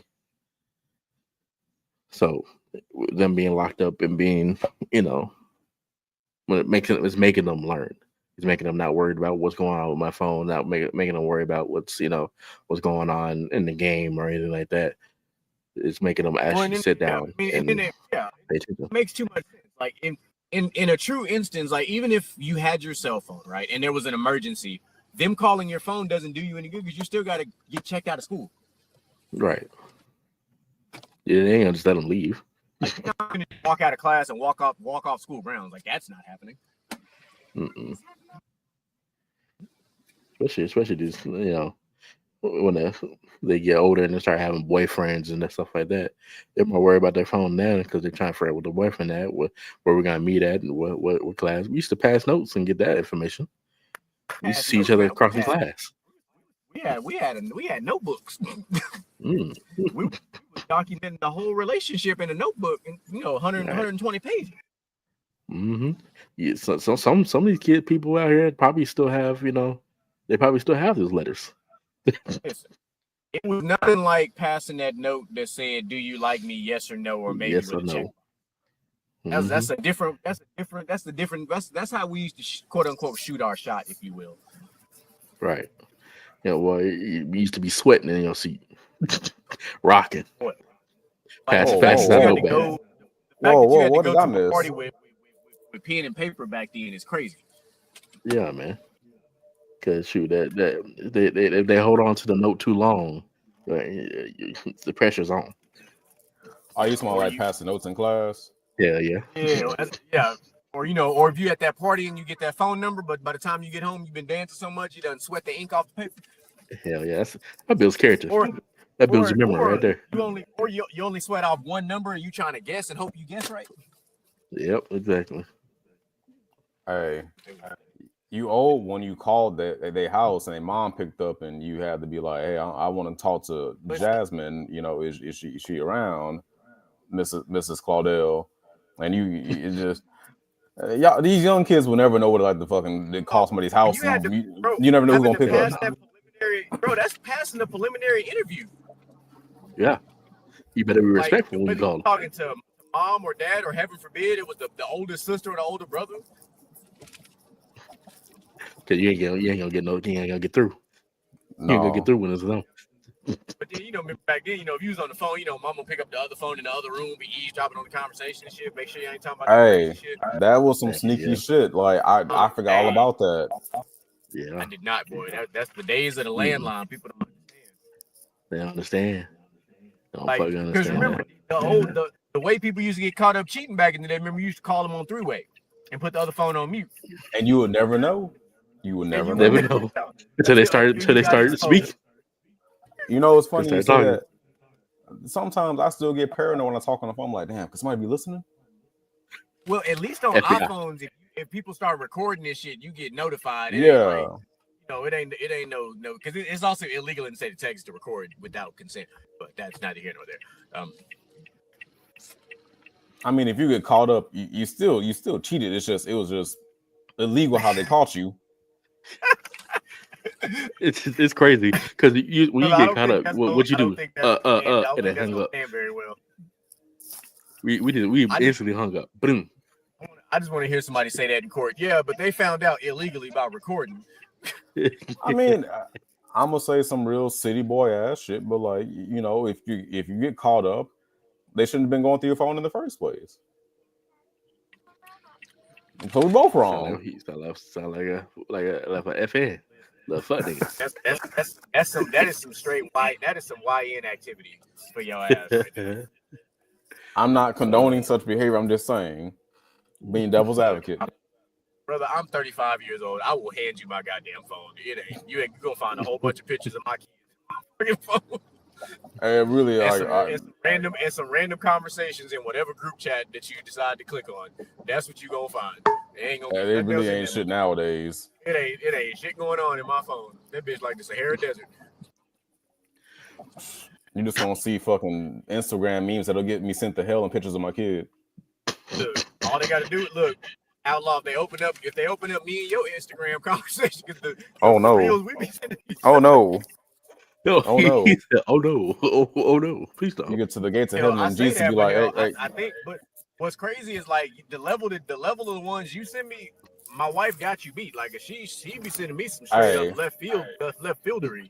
I've got a good streak going with Ashley. She done sent me some shit. I'm just like, okay. That's my ex-wife. Like literally, she be sending me some shit. I'm like, you ain't gonna send me down with you. You ain't gonna send me down with you. I never get used to the barrage of reels when like, you know, somebody hit you with a rapid fire and hit you with like 3 or 4. It's like, hey bro, I'm still at work. Like, hold on, I ain't on my lunch break like you right now. Hold on. I'm the kind of person where like if I get barraged too many times, I get anxiety, so I won't look at anything because it's like I got so much to catch up on. So like it's just like exactly. I'm overwhelmed. You gotta overstimulated. decompress. You gotta decompress. It's gonna take before it's gonna take me about 9 business hours. Shit, 3 or 4 business days for me. Sometimes it might be a couple days, depending on what it is and who it is. Because sometimes you know your people. You know your people which ones send you the fucked up shit, and you like, I gotta let this one breathe for a little bit.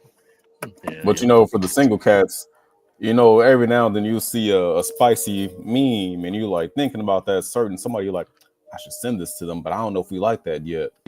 And you press that share with, and you're just sitting there, just sweating, shaking, just like, oh shit, what kind of reaction am I gonna get? Am I gonna get left on scene or get blocked or get something?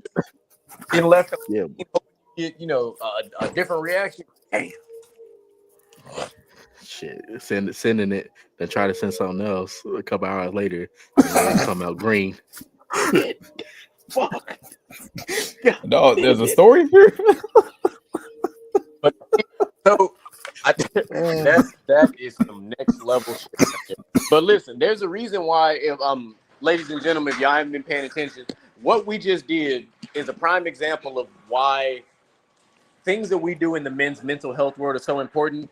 The banter that we just went on is literally a day in the life of men who are comfortable talking to other men and taking their mind off of things and being distracted. Because that's exactly what just happened.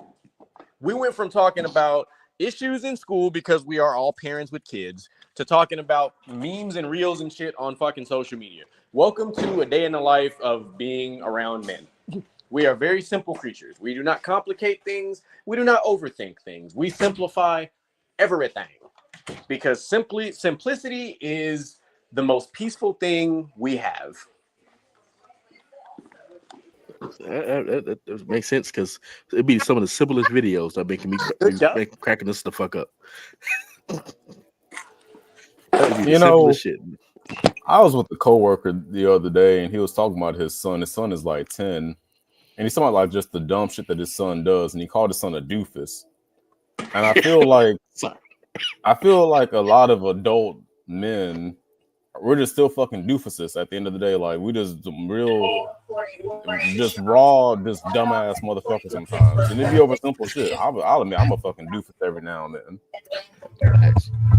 Are you really living life if you're not truly a doofus? Yes, that was the smoothest transition that some people didn't even notice, but we did it. Smooth criminal. But that clearly means I made it back home. So that was great. That covers a lot of the main things that I wanted to make sure that we talked about. But there's one other one. I'm sorry, two, and I'm gonna put them together because they go hand in hand. So I think it works, and it's lack of awareness and fear of judgment. And I want to talk about those two things simply because nowadays, we as men specifically, we've got to get away from this judgment thing. Because as the great Tupac said, only God can judge me. So if you're concerned about as the book Robert Greene's 48 Laws of Power said, if you are concerned with the petty feelings of others, you're wrong. All right. Because nobody gives a fuck about other people's thoughts and feelings when it comes to you. If you, as the male, has an issue that needs to be addressed, address the issue. Because to me personally, now, as a much older man, when I was younger, I would not have thought this way. But this is what happens when you grow. When you grow, wisdom comes with it. The sooner you recognize an issue and the sooner you stop giving an actual fuck what other people think, life gets so much easier. Because when you worry about other people's thoughts and feelings or how they're gonna, how they're gonna view you, basically, right? You're giving yourself an excuse to not identify said issue because you're like, man, if I tell Gent, man, he gonna laugh at me, he gonna call me a bitch, he gonna do all this shit, man. Fuck all that. That's not the person you need to talk to. Then you need to go find that person you confide in, who's going to let you say what you need to say, not gonna judge you, but give you that transparent, unapologetic feedback that we as men tend to do. Real friends, not just any friend. Don't just be talking to any old fucking person because not everybody that you spill your secrets to are your friends. So be mindful of who you become vulnerable with. What space is really safe is really what you're saying. Like you got to really think about the people around you who actually will provide a safe space for you to, be vulnerable and bounce ideas off of them and just get honest to God feedback. And yeah, us being men. One thing that we had to realize, if they really your boys, we gonna talk shit about each other. That's how we're real close. It's like all of us. We talk shit about each other, but at the same time, we know we can call each other and at any time, and we can actually have a real deep conversation. That's the friends that last for years, right? Yeah. There. But I feel like on the flip side, I feel like with women, they don't really know how to provide a safe space for men. They'll talk about they want a man to, open up or be vulnerable or express themselves, this, that, and the third. And when they finally do it, they might have the worst experience ever, and they'll never open up for another woman ever again. Because let me tell you, the first time you have a fucking mental breakdown and you try to get your girl to comfort you, and she's like, "Ill nigga, what the fuck are you doing?" You learn, I'll never do this shit ever again. It's literally something that we talked about the second men's mental health episode we did. It was talking about having your vulnerability weaponized against you. And it's weird saying the term weaponized given the current climate of our country, but we're going to do it anyway. But that's what happens. You put yourself in a position where you feel like, and it goes exactly back to what we just talked about, a safe space. And you feel like your partner was a safe space. So you decided to be free, be vulnerable. And then in the moment, it was cool.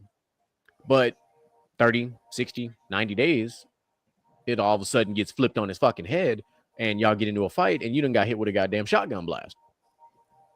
No, you're right. Because it's been instances that I've tried to open up to someone and either they laugh or make fun of, or they just didn't listen how we need to brush it off. They brush it off. And literally, all of it's been there. All right, bet. Yeah, bro, that the exact expression. You be sitting in your head like, well, you know what? I'll never do that shit again. All right, cool. Listen, when a man says the word, when they say, all right, bet, the walls have now gone up. Mm-hmm. And you ain't getting through that castle. Oh, never. Never. Like No. I feel like 9 out of 10 men, once they've written you off, they've written you off. Like you will never get them to open up about some shit ever again. No, Like, and if it's you also fuck up the that first time with the Yeah. safe space, you fuck it off, you fucked it off. and it also begins to be the downside. I mean, the downfall of that relationship.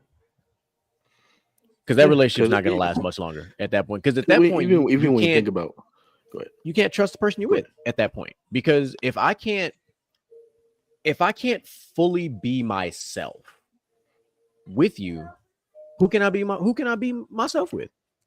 see, that's what I was getting at, because like I was like, even when you start acting weird, and you start acting like yourself, being happy and comfortable, and they're like, "Oh my god, you're so annoying." Bet. All right, bet. I bet. Cool. When you have an interest that might be weird, all right, shit, fuck it. I'm never gonna talk about this shit ever again in front of you. Fuck you. Don't even worry about that, sweetheart. Don't even Yep. worry about that. It's real It's easy. good. Yeah, You I want- collect you- Yu-Gi-Oh yep. cards. Okay, cool. Okay, fuck it. It's gonna be. It's easy. It's easy for me. Do you want Bruce Wayne? Or you want Batman? And this is the one case you don't want the hero, because if you get Batman, it's good night, Irene.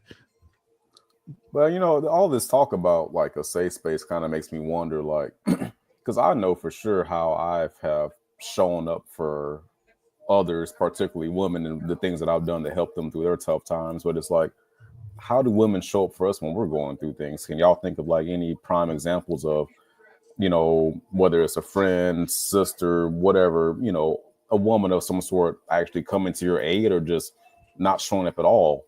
Absolutely, my mother. Yeah. Well, most of us will say our mom has shown up for us for sure. Like that's gonna always be the Mama, prime yeah, example. That's like the I that's was- like the first easiest, most de facto answer. But Once you I- get away I from your can- mama, who you got though, you know? I can also I can comfortably say that I've gone to my wife on some things, and I haven't had negative pushback, you know, per se. I have no idea how this works. That's good. That's good. But yeah, there's cousin. been some instance. Hi, cousin.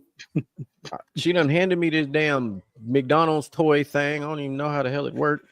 I love the instance. I don't even know how this works. That makes sense. And she Oh. gonna hold that man hostage until he put it together. Mm-hmm.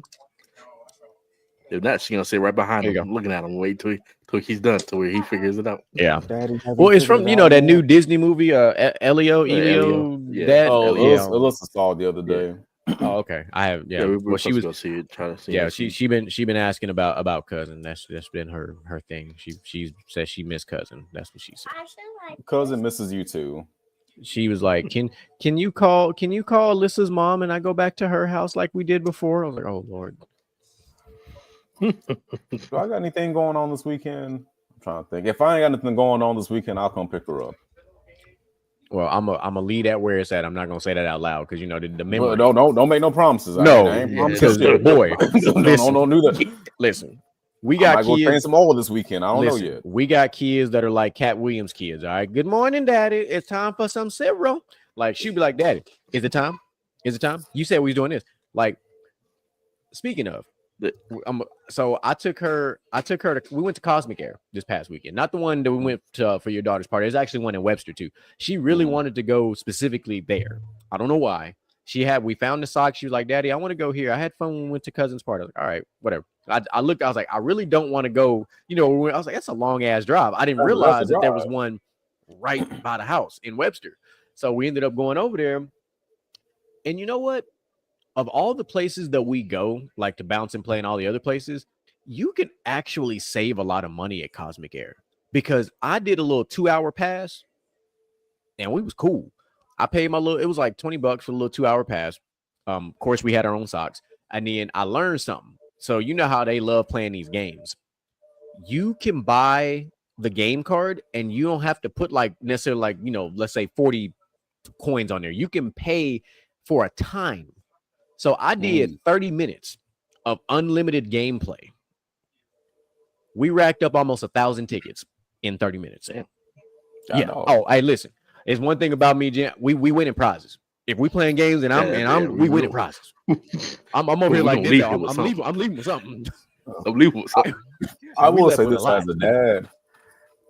It'd be like you really, at least for me personally, like I see like a lot of ads on Instagram and TikTok for like indoor play places and arcades and shit like that. And it'd be like or in parks. I love parks as well. My daughter loves parks. You'd be sitting here as a parent, like actually analyzing, like this whole really look like it might be fun or not. I don't know. Is it worth the money? Am I gonna have fun? What it look like though? Will there be some single moms there? But the crazy thing is that's a dad process. Mom process. Oh, as long as the kids have fun. Dad process. Shit, what I'm about to get into it here. Yeah, what am I gonna do? I like to jump. Yeah. I like to jump. And that's the good thing about Cosmic Air though too. Like it's cool for both. Like it's like a little kiddie area, but then it's like some grown ass shit. Like when we went for Outlaw's daughter's party, our shit talking ass nephew was all about it because they had the trampolines, basically had the slam ball set up in that motherfucker. Slam ball, yeah. And he was talking that hot noise to Uncle, and I was like, he don't realize the kind of athlete that Uncle is. I said, bet, let's play. I beat that boy 32-2. Jesus. I was like, no. I'm an ego crusher. I do not let you win. Like if you beat me, you're gonna have to beat me. Like I'm not finna. No, I don't give a fuck about your age. Oh, you 8? You finna get this work. E for everyone. I don't mind beating my own kid in Mario Kart. Listen, you want to play with daddy? Boy, my daughter, when she loses, she runs to mom and daddy didn't let me win. Yeah, you're right. You 100% right. I did not let you win. You're gonna earn this though. She did because like our daughters do these like accomplishments, they do these amazing things. So you remember when we went to her party and like they had the little area in the back with that was like for the taller kids with the rope and you climb up, you come down the slide. Mm-hmm.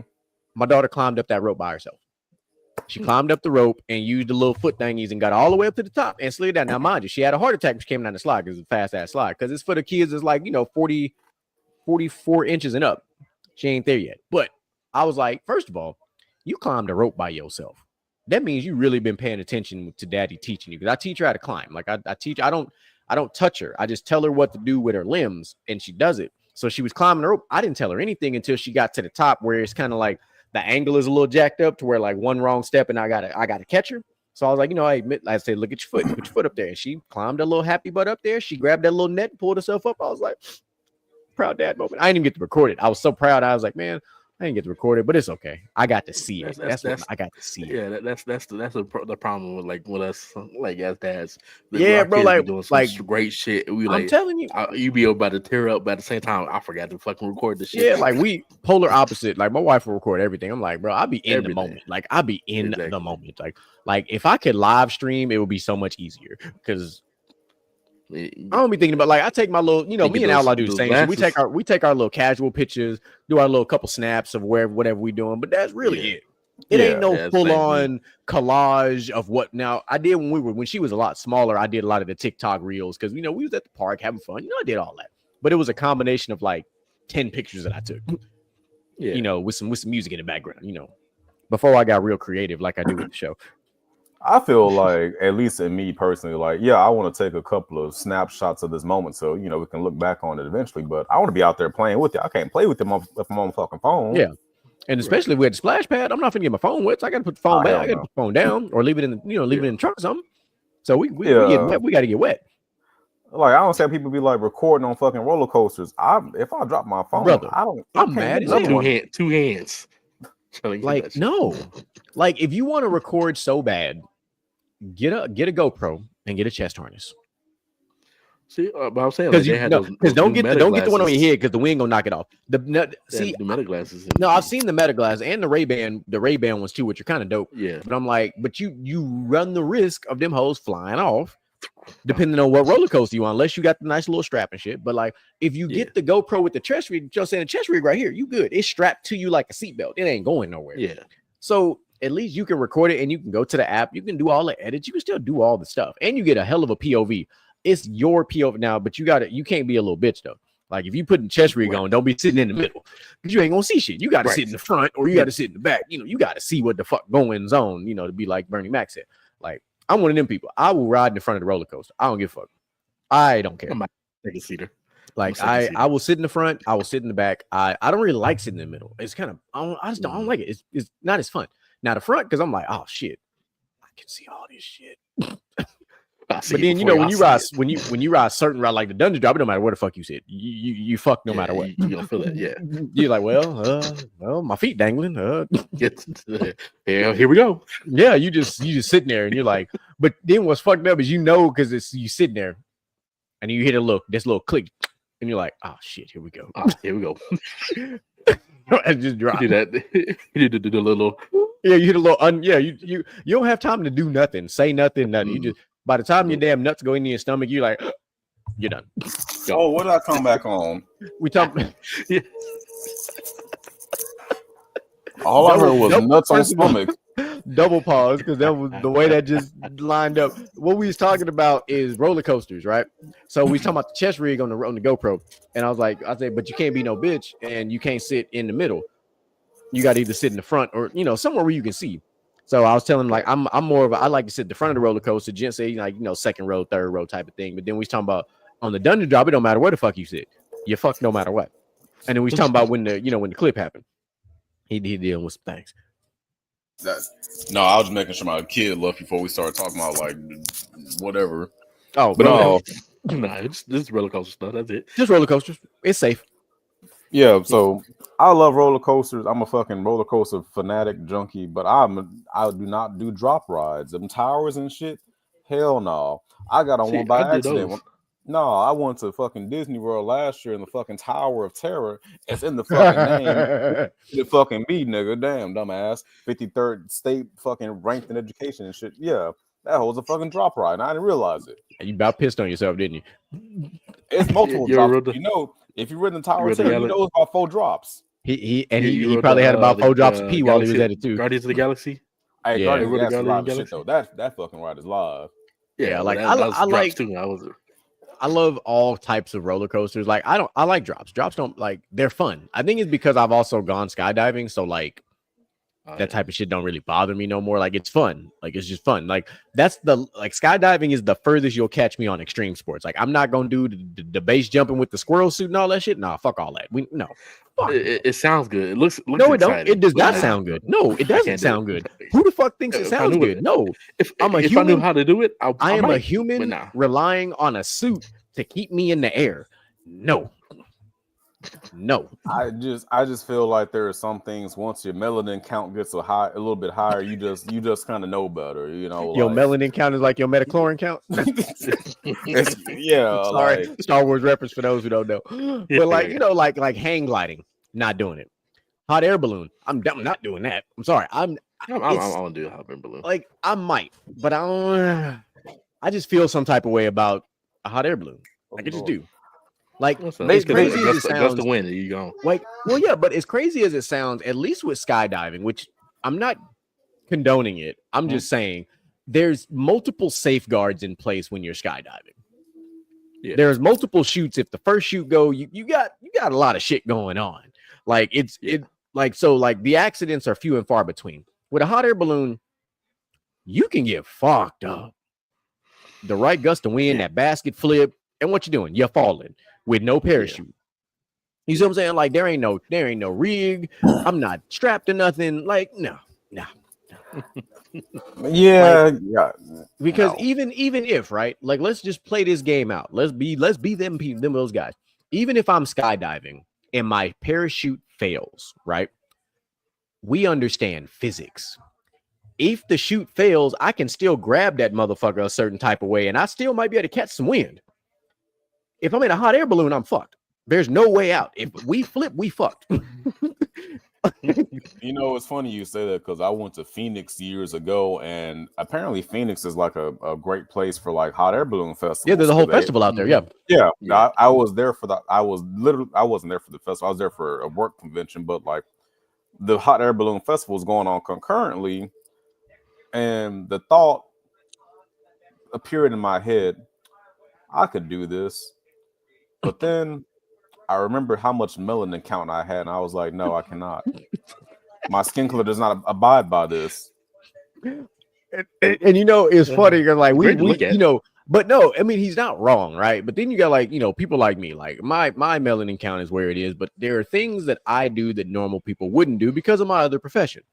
you know, like rappelling out of fucking off of towers and shit, you know, rappelling off a 100-foot tower, rappelling out of helicopters, jumping out of helicopters, you know, shit like that. That ain't some normal melanin activity either. Like ain't nobody like, oh, I'm gonna jump out the door of this fucking helicopter into this water and helocast.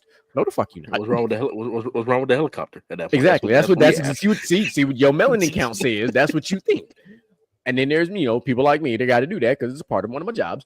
But, you know, I'm also the type that I've climbed a 90-foot fucking cliff on a rope and a couple of different things. And I've also rappelled them same 90-foot plus cliffs. Like I've done some shit. I'm like, my melanin count ain't really conducive to this, but I'm going to do it because fuck it. Like there's levels to the things that I'll do, but a lot of it revolved around my job. I don't want to make it sound like we're saying that if you black, you can't do certain things. You do whatever makes you fucking happy. We're just clowning. Like if you 100% blacker than the back of Wesley Snipes' neck, you can still go do you know, skydiving. Let me tell you, the first time I increased my melanin count numbers when I took a college swim class. You couldn't tell me nothing. I felt so successful when I finished that class, boy. I was backstroking, breaststroking, butterflying. I was a chocolate Michael Phelps in that motherfucker. I felt so good. You know, speaking of melanin count activities, though, I will say I don't understand the appeal of people going out on boats at night because I've done it before. Like once you get far enough, what kind of boat? I gotta ask you you got to be very specific when you because I have a pushback depending on how you play this game. Just like a regular sized boat, you know, like you go out on the river with your boys and you drinking and shit like that. Them kind of boats. Okay, so you just saying casually going out on a boat. Yeah, because I've been out to we've gone kind of far out in Galveston and like at night. Yeah. Once you get kind of far out there enough, it's pitch black in the motherfucker out there. Yeah. No, it's like on a boat. Yeah. Well, see, me, I'm somebody who's worked on party boats, and we go out in the water, and we go out at night. But I'm like, I was like, where we going? But I understand what you're saying. A party boat is different than just like a regular pontoon boat just out there with your boys. Yeah. That's just scary as shit, but it's kind of cool though. But even being on a boat on a cruise ship. Like even on a cruise ship, you look out in the ocean, that shit pitch black. You get a little it's eerie as shit. It is, but you know what? At least you on a cruise, you know where you're going because you booked the ticket. I'm gonna say it that way. I'm not driving. Do you really know where you're going? No, but you know, I booked to go to Cozumel. Then this route better be on going to motherfucking Cozumel. Like you know, but when you got Jerry who's fucking 5 car box in deep, fucking in a pontoon boat. He don't know where he going. That nigga trying to go north, and he might not know how to read his goddamn radar at that point. And you over there shooting the emergency flare, hoping the Coast Guard see you. So a big boat can pull your ass back in. And open water is the ocean is a big fucking place. I don't think people realize that for some reason. Like, bro, if you look at the Earth, it is mostly fucking water. We haven't even, brother. We ain't even discovered all the goddamn water. Like we have not, I'm sorry, we have not explored all the bodies of water on this planet because some of it we can't. Like the Black Sea, the motherfucker is so dense with salt, you can't get past a certain depth. And I bet it's some dope ass shit down there. But guess what? Who ain't gonna see it? Us. You don't flown across the Atlantic. Like I sure have to Hawaii multiple times. I done flying to Hawaii. It's literally 8 hours of just flying over the ocean, and you ain't gonna see shit for 8 hours. I'm telling you, it is some crazy shit flying across the globe, and I done flown quite a few places, and I'm like, yo, this is crazy. When you look out the window and you don't see nothing but water, you're like, brother, if we go down, I can't drink all this water. Can't drink. I can't swim back. I'm about to look. I'm about to hang on to the wing of this goddamn plane and float, and it ain't gonna be no Titanic shit. I'm not saving nobody but me. Hey, that's why I feel like weird segue, but like in World War II, them fighter pilots, you know, in the Pacific Theater. Oh no, some real motherfuckers, because like you out there, brother, getting shot down. If you get shot down in the Pacific Ocean, there ain't a whole lot of places you gonna land besides the fucking ocean. And you better hope Jaws or Jabberjaw don't find your ass. Why the fuck would Jabberjaw be out? Oh wait, that nigga's a shark. Yeah. I was like, what were you? I got him. I didn't think I would get him, but I got him. I really did not. I really did not think I would get him. I got him. I went with two vastly different references, but the same type of thing, and he took the bait. All pun intended. It's just like you took like the fucking Scooby Doo of fucking sharks. I did, and it worked. Shit. If you don't know who Jabba Jaw is, your ass is too young for this podcast. Yeah, it's like, if I say you got lost in the woods and I hope you don't find Magilla Gorilla, I mean, I don't know what to tell you. Hey. God damn. Cause I was throwing back that he said it, but you like, Jabba. So you didn't remember that nigga was a shark. That's No, because like in my head, I pictured Jabba Jaw, and I was like, that nigga of all people. Then I was like, you know what? He really is a shark, though. yeah. In his natural environment.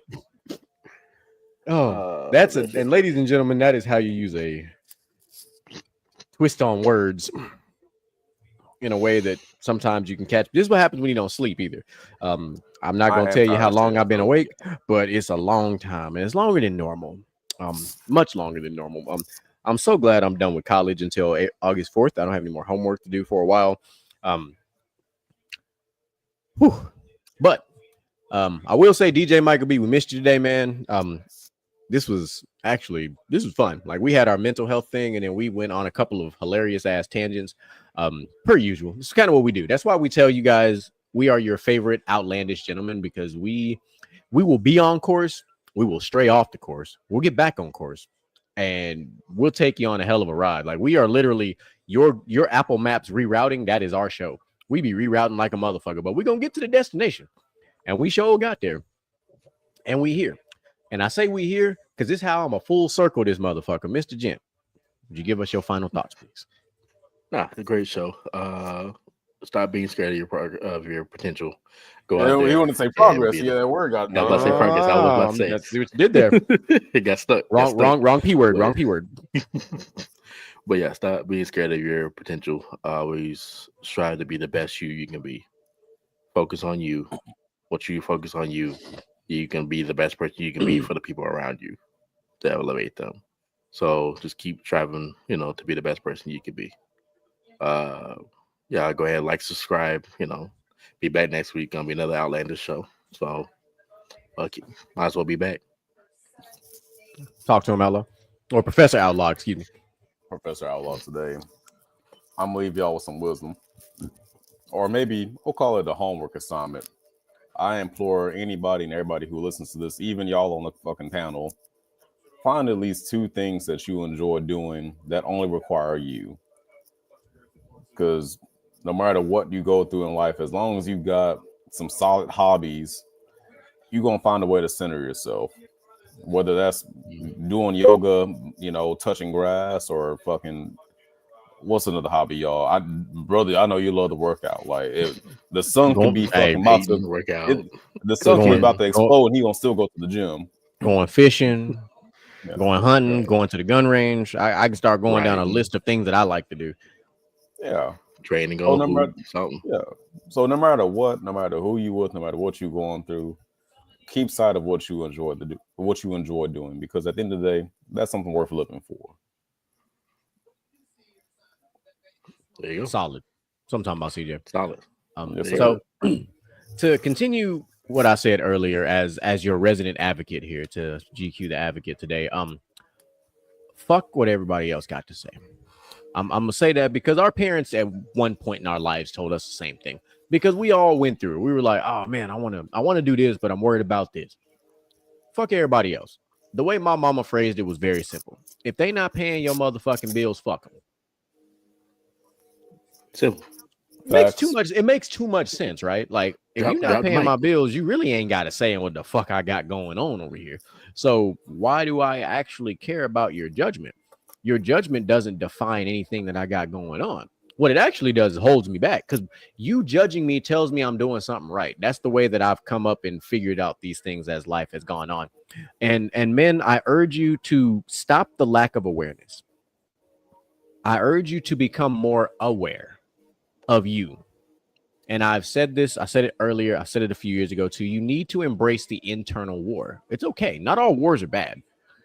The internal war that a man goes through is necessary, because the sooner you come to grips with you and you really and truly understand why a lot of us post things like it's you versus you, like why I go to the gym, it is truly me versus me. When I am in the gym and I post my little story on Facebook about my updates, whatever, I'm having a whole shit talking fest with myself on the inside. Like if I could verbalize the things I tell myself when I'm in the gym, y'all would think I'm fucking crazy. I'm a couple of words shy of a fucking straitjacket in the fucking gym sometimes. I'll be going on a whole ass tangent. In a minute, baby. So embrace the war within you. Find you a group of like-minded men and be vulnerable with them. It's okay. Find you a group of like-minded men and be vulnerable with them. And watch the growth of said group.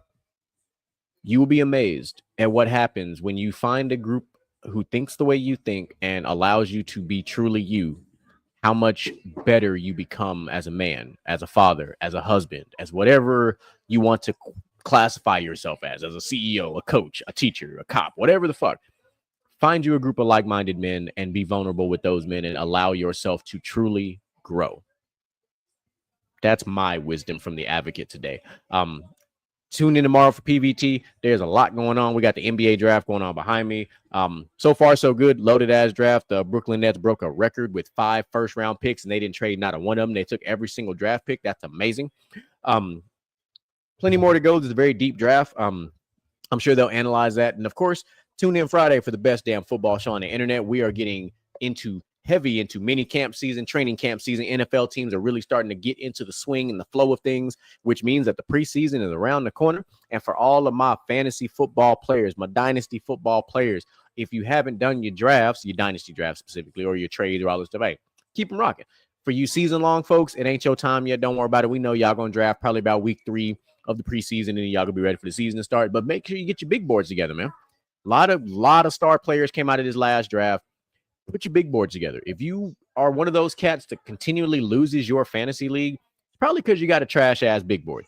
All right. Go out there and do your actual research, especially if you like me and I play in multiple money leagues. All right.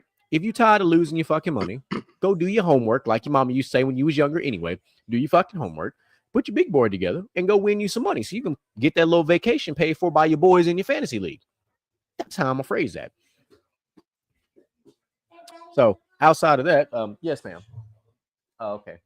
My daughter was flossing behind me. I ain't seen that dance in a long time. She said, "Look at me." All right. So caught me off guard. I wasn't ready for that. She's still there? No, she flossed and ran. Okay. I was gonna be like, cousin, come look at cousin real quick. Then we're gonna be on the show for another 9 minutes. You know what? You're right. They'll see each other next week. Yeah. So as per usual, ladies and gentlemen, we love y'all. We appreciate y'all, and we are out. Motivation in you and inspire the world to do what you can. If you love it, then